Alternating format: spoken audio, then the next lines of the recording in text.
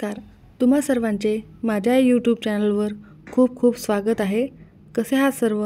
सगळ्यांचा आजचा दिवस खूप सुखाचा, समाधानाचा आणि आनंदाचा जावो हीच देवासमोर प्रार्थना करून नवीन एका व्हिडिओला सुरुवात करते. वटपौर्णिमा का साजरी करतात? तर वडाचे आयुष्य हे खूप असते आणि वडाच्या झाडाप्रमाणेच आपल्या पतीला दीर्घ आयुष्य मिळावे आणि आपल्याला दीर्घकाळ सौभाग्य प्राप्त होते या श्रद्धेने स्त्रिया वडाची पूजा करतात. ज्येष्ठ पौर्णिमा हा सण खास सुवासिनींसाठी असतो. पावसाळा सुरू झाला की पहिला येणारा सण म्हणजे वटपौर्णिमा.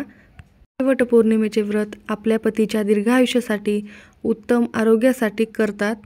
आजच्या व्हिडिओमध्ये यावर्षी म्हणजेच 2025मध्ये वटपौर्णिमेचा मुहूर्त, पतीच्या दीर्घ आयुष्यासाठी मंत्र कोणता म्हणायचा आणि उपवास कसा करायचा, संपूर्ण माहिती, त्याचबरोबर शुभ मुहूर्त आणि धार्मिक महत्त्व याच व्हिडिओमध्ये बघणार आहोत. त्यामुळे व्हिडिओ शेवटपर्यंत बघा आणि माहिती आवडल्यास चॅनलला लाईक, शेअर आणि सबस्क्राईब नक्की करा आणि बेल आयकॉनला प्रेस करा, जेणेकरून नवनवीन व्हिडिओ तुम्हाला बघायला मिळतील. यावर्षी वटपौर्णिमेचा सण मंगळवार दिनांक 10 जून रोजी साजरा केला जाणार आहे. पौर्णिमा तिथीची सुरुवात 10 जून सकाळी 11:35 सुरू होत आहे. ती बुधवारी 11 जूनला दुपारी 1:13 असणार आहे. वटपौर्णिमेच्या पूजेसाठी शुभ मुहूर्त 10 जून रोजी सकाळी 11:55 पासून दुपारी 12:51 आहे.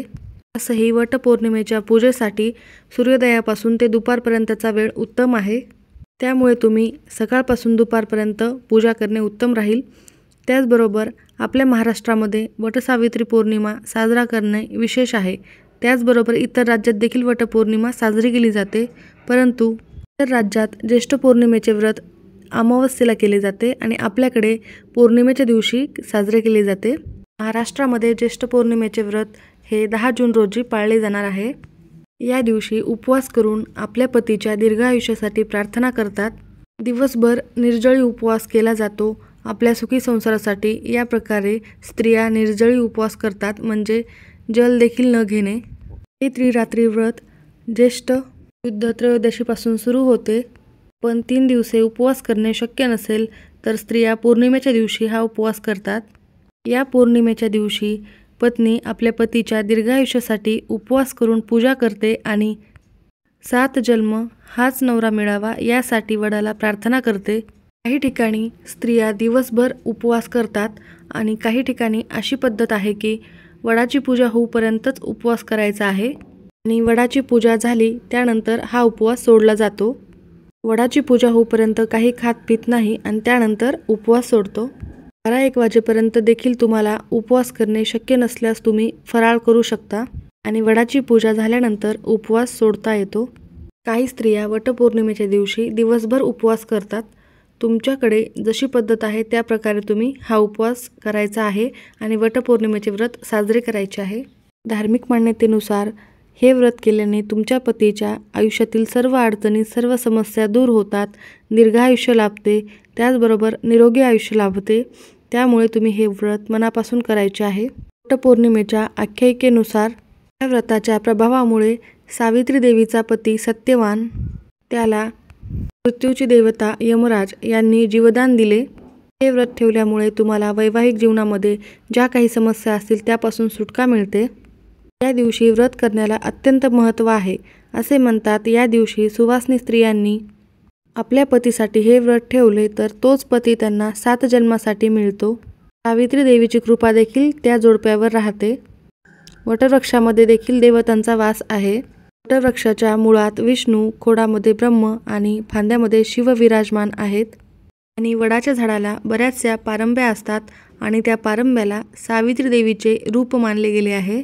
त्यामुळे वटवृक्षाची पूजा केल्याने आपल्याला या सर्व देवी देवतांचे आशीर्वाद मानलं जातं. मनातील सर्व इच्छा पूर्ण होण्यासाठी, संतान प्राप्तीसाठी देखील स्त्रिया वडाच्या झाडाची पूजा करतात. वडाच्या झाडाचे आयुष्य हे अखंड असते.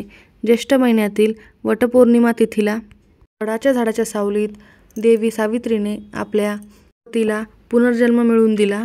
या दिवसापासून वटपौर्णिमा साजरी केली जाते आणि वडाची पूजा केली जाऊ लागली. थोडक्यात सांगायचे झाले तर स्त्रिया उपवास करतात, वटवृक्षाची पूजा करतात, एकमेकींना वाण देतात, तर सावित्रीची कथा ऐकतात, पतीला दीर्घ आयुष्य लाभावे यासाठी प्रार्थना करून हे व्रत करतात।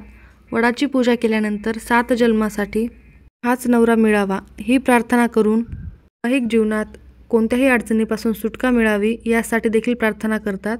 हे व्रत पवित्रतेचे प्रतीक आहे आणि यामुळेच नवरा बायकोच्या नात्यामध्ये गोडवा निर्माण होतो।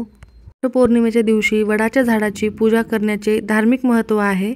यांनी या दिवशी सकाळी लवकर उठून स्नान करून दररोजची देवपूजा करून घ्यावी, त्यानंतर करायचे आहे आणि वडाच्या झाडाच्या पूजेची तयारी करून घ्यायची आहे। पौर्णिमेच्या दिवशी वडाच्या झाडाची पूजा करण्याला अत्यंत महत्त्व आहे, त्यामुळे वडाच्या पूजेसाठी जे काही साहित्य लागतं ते आपण काढून घ्यायचे आहे। वड पूजेचा मुहूर्त पाहून वडाची पूजा करायची आहे। त्या दिवशी सुवासिनी स्त्रियांनी साज शृंगार करायचा आहे। 16 शृंगार करून जरजरी साडी, काठपदर साडी, रेशमी साडी किंवा शालू जर असेल तर तो देखील या दिवशी नेसून हातभर बांगड्या, कपाळी टिकली सर्व शृंगार करून या दिवशी मनोभावे पूजा केली जाते।